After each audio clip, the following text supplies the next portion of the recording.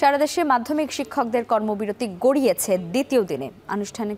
অনুষ্ঠিত হচ্ছে না বার্ষিক ও নির্বাচনী পরীক্ষা। দাবি না মানা পর্যন্ত আন্দোলন চালিয়ে যাওয়ার কথা বলছেন শিক্ষকরা, যাতে উদ্বিগ্ন শিক্ষার্থী এবং অভিভাবকরা।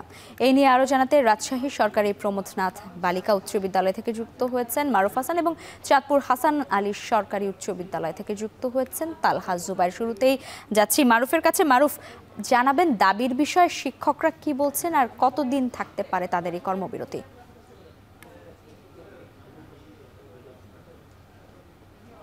বলছিলেন যে সারা দেশ ব্যাপী শিক্ষকেরা তাদের যে দাবি, 4 দফা দাবি নেই, কিন্তু তাদের যে কর্মবিরতি সেটি কিন্তু পালন করছেন। তারই ধারাবাহিকতায় রাজশাহীতেও আমরা দেখতে পাচ্ছি যে সরকারি মাধ্যমিক বিদ্যালয়ে যেসব শিক্ষক আছেন তারা কিন্তু তাদের যে কর্মবিরতি সেটি কিন্তু পালন করছে। আমরা আছি এখন রাজশাহী সরকারি প্রমথনাথ বালিকা উচ্চ বিদ্যালয়ের মাঠে। সেখানে দেখতে পাচ্ছেন যে শিক্ষকেরা তাদের যে ক্লাস পরীক্ষা সেগুলো ছাড়াই কিন্তু তারা এখন মাঠে বসে তাদের যে সময় সেটি কিন্তু পার করছেন। আমরা সকাল থেকে এখানে কোনো ধরনের কোনো শিক্ষার্থীকে কিন্তু আমরা দেখতে পারিনি, যেহেতু এই সময়টা মূলত শিক্ষার্থীদের বার্ষিক পরীক্ষা হয়ে থাকে এবং এখানে বিশেষ করে দশম শ্রেণীর যেসব শিক্ষার্থী আছে তাদের একটি প্রাক নির্বাচনী পরীক্ষা যেটি হয়ে থাকে সেটি কিন্তু এই সময়ে হয়ে থাকে।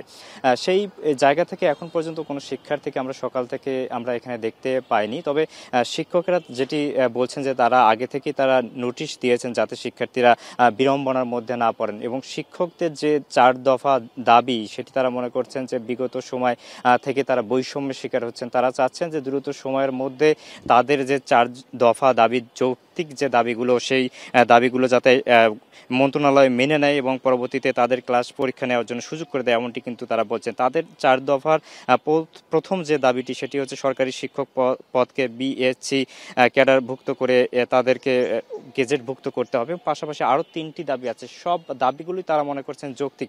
যতক্ষণ না পর্যন্ত তাদের এই দাবিগুলো মেনে না নেওয়া হবে ততক্ষণ পর্যন্ত তারা ক্লাস বা পরীক্ষায় কোনোটিতে ফিরবেন না বলেও তারা কিন্তু জানিয়েছেন। লাইবা রাজশাহী থেকে আমার কাছে এই ছিল শিক্ষকদের কর্মবিরতির সবশেষ তথ্য। ধন্যবাদ আপনাকে। এবারে যেতে চাই তালহার কাছে। তালহা, শিক্ষার্থীদের সঙ্গে এই কর্মবিরতির বিষয়ে কোনো কথা হয়েছে কিনা আপনার? আর সংবাদে বলছিলাম অভিভাবকরাও বেশ উদ্বিগ্ন এই বিষয়টি নিয়ে। অভিভাবকরা কি বলছেন?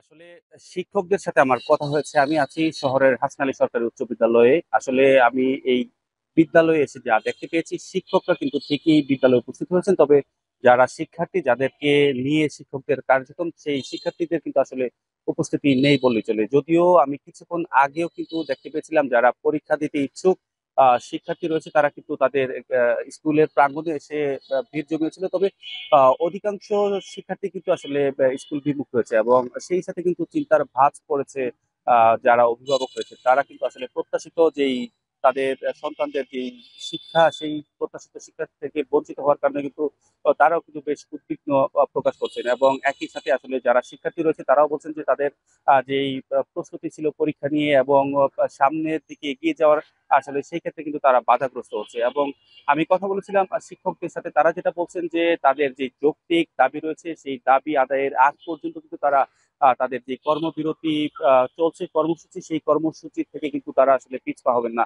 এবং একই সাথে তারা এটাও বলছেন যে আসলে এই কর্মবিরতি এর সাথে একাত্মতা পোষণ করে কিন্তু তারা ভবিষ্যতে যারা শিক্ষার্থী রয়েছেন তাদের এই যে পরীক্ষাগুলো এখন স্থগিত করে রাখা হয়েছে, সেই সমস্ত পরীক্ষা কিন্তু আসলে তারা বন্ধের সময়গুলোতে কিন্তু তারা সেই পরীক্ষা কিন্তু নিয়ে নেবেন। এবং তারা বলছেন যে আসলে এই কর্মসূচির কারণে যারা শিক্ষার্থী রয়েছে তাদের আসলে কোনো ব্যাঘাত ঘটবে না।